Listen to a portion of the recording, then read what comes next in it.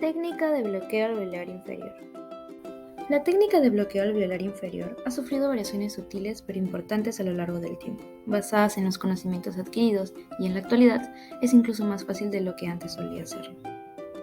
En la actualidad existen 3 técnicas ampliamente reconocidas para realizar este bloqueo alveolar inferior. La primera es la técnica de Halsted. Es la más común de todas, que consiste en llegar con la aguja la língula antes llamada espina de Spix en la cara interna y la rama mandibular.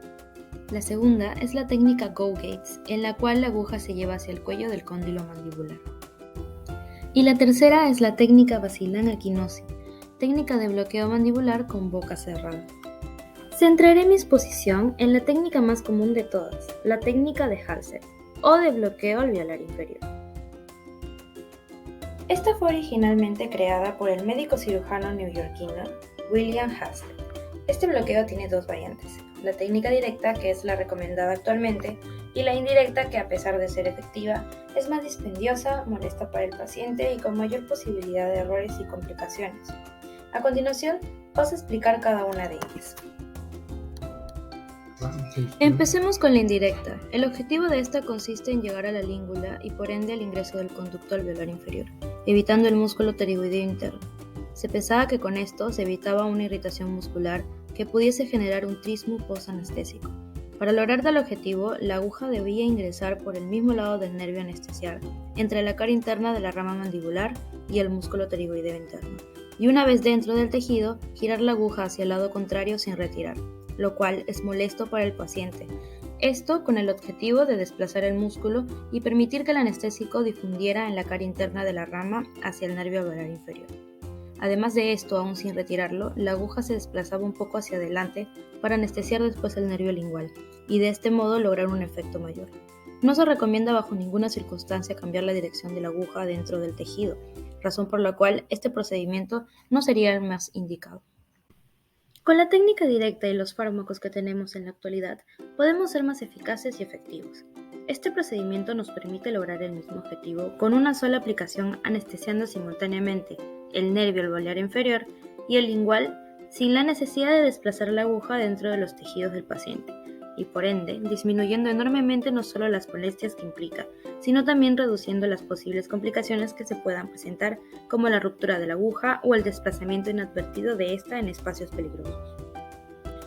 El objetivo entonces de la técnica directa es llegar, como su nombre lo indica, directamente a la cara interna de la mandíbula, atravesando en su recorrido el músculo pterigoideo interno sin que éste tenga ninguna contraindicación o inconveniente. Repito, en tanto se haga de forma adecuada. En su descripción original, la jeringa se posicionaba desde el lado contrario de la mandíbula, a nivel de los premolares. Sin embargo, actualmente se recomienda que se haga desde una posición más posterior, incluso desde el segundo molar opuesto, para así llegar a la rama de la forma más perpendicular posible, evitando así que la aguja entre demasiado en el tejido, lo cual es una situación bastante frecuente. Una vez posicionada correctamente, la jeringa en el lado opuesto, la aguja se ubica de modo que ingrese al tejido blando, 1 centímetro por arriba y 1 centímetro por detrás del segundo molar del mismo lado. Esto con el objetivo de llegar de forma directa a la língula atravesando la mínima cantidad de tejido blando. En este punto, teóricamente, la aguja se encuentra entre el nervio lingual y alveolar, de modo que no se necesita cambiar la posición dentro del tejido ni tampoco separarse del hueso en contacto. Con la técnica de Halsted se bloquea el nervio alveolar inferior y al lingual, pero no al bucal, de modo que en procedimientos quirúrgicos del sector posterior mandibular debe anestesiarse este nervio también, ya que este es el encargado de inervar la encía y la mucosa vestibular de los molares inferiores. Su bloqueo es muy sencillo, simplemente consiste en llevar la aguja a la zona vestibular del segundo molar inferior, en donde se palpa la línea oblicua externa. La punta de la aguja ingresa apenas unos milímetros y solo debe inyectarse máximo una tercera parte del cálculo, incluso cantidades menores van a ser suficientes para lograr buenos resultados. La segunda técnica a mencionar es la técnica de Go Gates. Esta técnica fue propuesta por el Dr. George Go Gates en 1973. Preconiza el bloqueo simultáneo de las 3 ramas sensitivas del nervio mandibular del trigémino, alveolar inferior, lingual y bucal, con una única inyección dirigida directamente hacia el cuello del cóndilo mandibular. Es bastante segura y efectiva en tanto se haga de forma adecuada.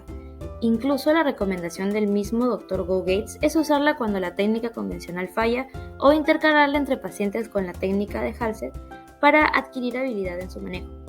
Su propósito es llegar al cóndilo con una aguja larga. Simplemente antes de inyectar se le pide al paciente que abra la boca en máxima apertura.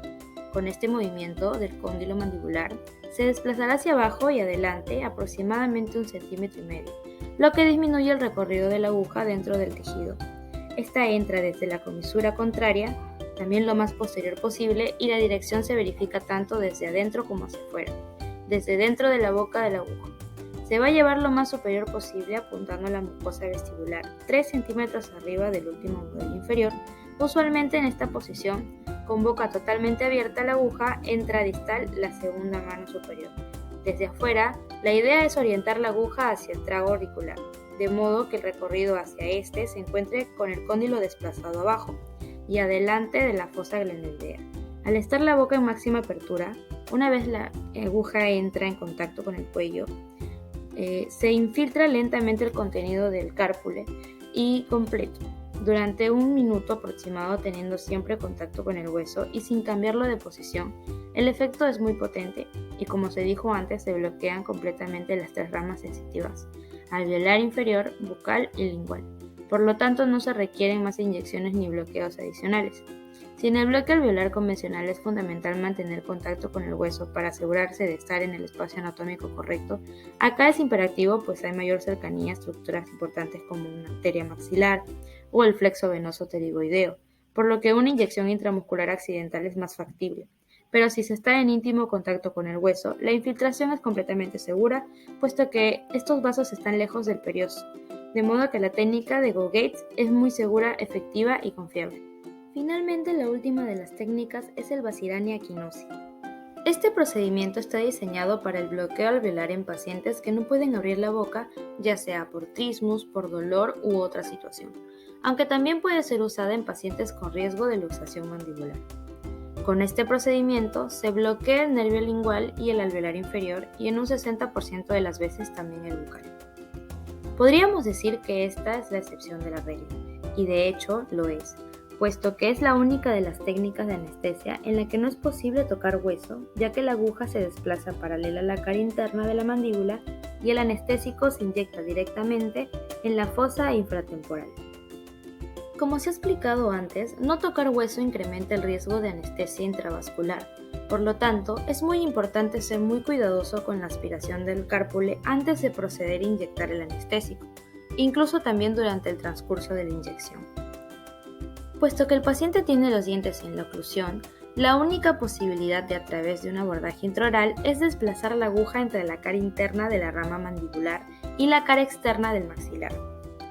El punto de referencia para ubicar la jeringa es la línea mucogingival superior. Al estar la boca cerrada, la língula y el agujero mandibular, al estar ambos 1 centímetro por encima del plano oclusal, quedan en el mismo nivel que la línea mucogingival superior. Dado lo anterior, es fundamental una buena visualización que permita tener acceso al fondo del vestíbulo y a la cara externa del maxilar superior, de modo que pueda posicionarse la jeringa paralela al plano oclusal a la altura de la línea mucogingival, y así, al desplazar la aguja hacia atrás, ésta se dirigirá hacia la fosa pasando medial a la cara interna de la mandíbula.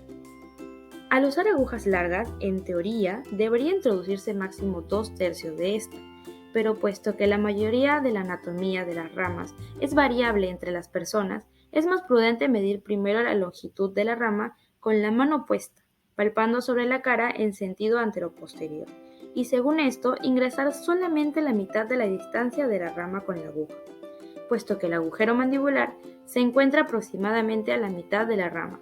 La punta de la aguja quedará en la altura del agujero mandibular. Eso sería todo. Espero que para ustedes este video haya sido satisfactorio al igual que para mí y les haya aclarado conceptos básicos sobre técnicas de anestesia. Muchas gracias.